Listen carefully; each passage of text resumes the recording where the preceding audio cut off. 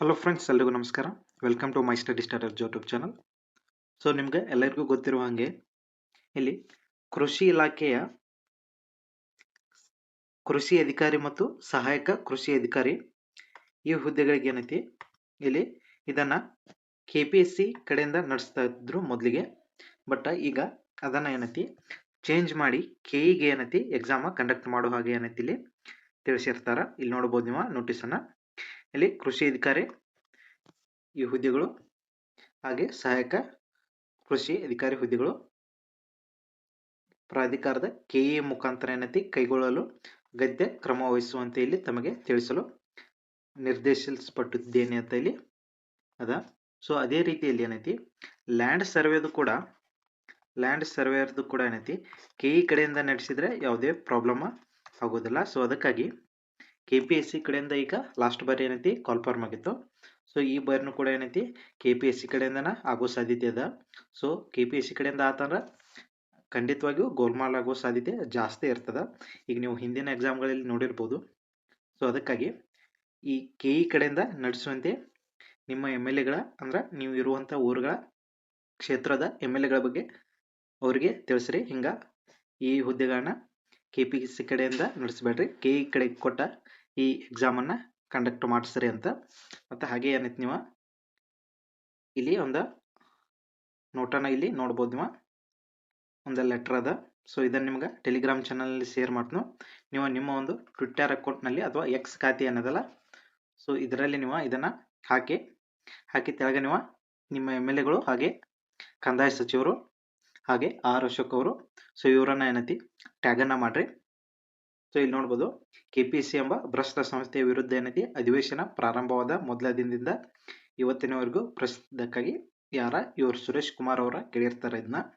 So ಅದಕ್ಕಾಗಿ ಇಲ್ಲಿ ಕೃಷಿ ಇಲಾಖೆ AO ಹಾಗೂ AO ಇಲ್ಲಿ ಹುದ್ದೆಗಳ ಏನೈತಿ KPSC ಇಂದ KEಗೆ ಕೊಟ್ಟಿರ್ತಾರ. ಅದೇ ರೀತಿಯಲ್ಲಿ ಏನೈತಿ ಇಲ್ಲಿ ಲ್ಯಾಂಡ್ ಸರ್ವೇಯರ್ ಹುದ್ದೆಗಳನ್ನು ಕೂಡ ಏನೈತಿ KPSC ಕಡೆಯಿಂದ KEಗೆ ಕೊಡಬೇಕಂತ ಏನೈತಿ ನಾವು ಇಲ್ಲಿ ಮನವಿಯನ್ನ ಮಾಡ್ಕೋಬೇಕು.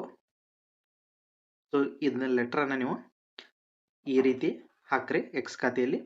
ಸೊ ಇದನ್ನು ನಿಮ್ಗೆ ನಾನು ಟೆಲಿಗ್ರಾಮ್ ಚಾನಲ್ನಲ್ಲಿ ಶೇರ್ ಮಾಡಿರ್ತೀನಿ, ನೀವು ನೋಡ್ಕೋರಿ.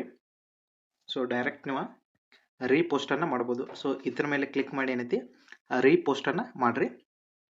ಸೊ ಈ ಲಿಂಕನ್ನು ಕೊಟ್ಟಿರ್ತೀನಿ, ಇದ್ರ ಮ್ಯಾಗ ಕ್ಲಿಕ್ ಮಾಡಿ ರೀಪೋಸ್ಟ. ದಯವಿಟ್ಟು ಲ್ಯಾಂಡ್ ಸರ್ವೇಯರ್ ಯಾರ್ಯಾರು ಓದಾತಿರಲ್ಲ, ಸೊ ಅವರೆಲ್ಲರೂ ಏನೈತಿ ಇದನ್ನು ರೀಪೋಸ್ಟ್ ಮಾಡಿರಿ. ಹಾಗೆ ಈ ಥರ ಕಮೆಂಟ್ನಲ್ಲಿ ಏನೈತಿ ಇಲ್ಲಿ ಕಮೆಂಟ್ನಲ್ಲಿ ಈ ಹೆಸರುಗಳನ್ನು ಟ್ಯಾಗ್ ಮಾಡಿರಿ. ಸೊ ಇದಿಷ್ಟು ಏನೈತಿ ಲ್ಯಾಂಡ್ ಸರ್ವೇಯರ್ ಬಗ್ಗೆ ಆಗಿತ್ತು. ಸೊ KE ಕಡೆಯಿಂದ ನಡೆಸಿದ್ರೆ ಏನೈತಿ ಜಲ್ದಿ ಎಲ್ಲ ಪ್ರಕ್ರಿಯೆ ಆಗ್ತದೆ. ಸೊ ಈಗ ನೀವು ಲಾಸ್ಟ್ ಎಕ್ಸಾಮ್ಗಳನ್ನ ನೋಡಿರ್ಬೋದು. ಎಕ್ಸಾಮ್ ಮುಗಿದ 1 ಅವರ್ ಅಥವಾ 2 ಅವರ್ ಒಳಗೆ ಏನೈತಿ ನಿಮ್ಗೆ ಕೀ ಆನ್ಸರ್ ಬರ್ತದೆ.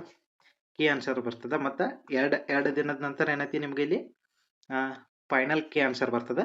ಏನಾರ ಮಿಸ್ಟೇಕ್ಗಳಿದ್ರೆ ಅದನ್ನ ಸರಿ ಮಾಡ್ಕೊಂಡು ಕೊಡ್ತಾರೋ. ನೆಕ್ಸ್ಟ್ ಏನೈತಿ ಈ ಎಕ್ಸಾಮ್ ನಡೆದ ವಿತಿನ್ ಒನ್ ಡೇ ಒಳಗೆ ನಿಮ್ಗೆ ಏನೈತಿ ನಿಮ್ಮ OMR ಸೀಟ್ ಏನೈತಿ ಇಲ್ಲಿ ನಾವು ಯಾರ್ದು ಬೇಕಾರ್ದು OMR ಸೀಟನ್ನು ಇಲ್ಲಿ ನೋಡ್ಬೋದು. OMR ಸೀಟ್ಗಳನ್ನ ಅಪ್ಲೋಡ್ ಮಾಡ್ತದೆ.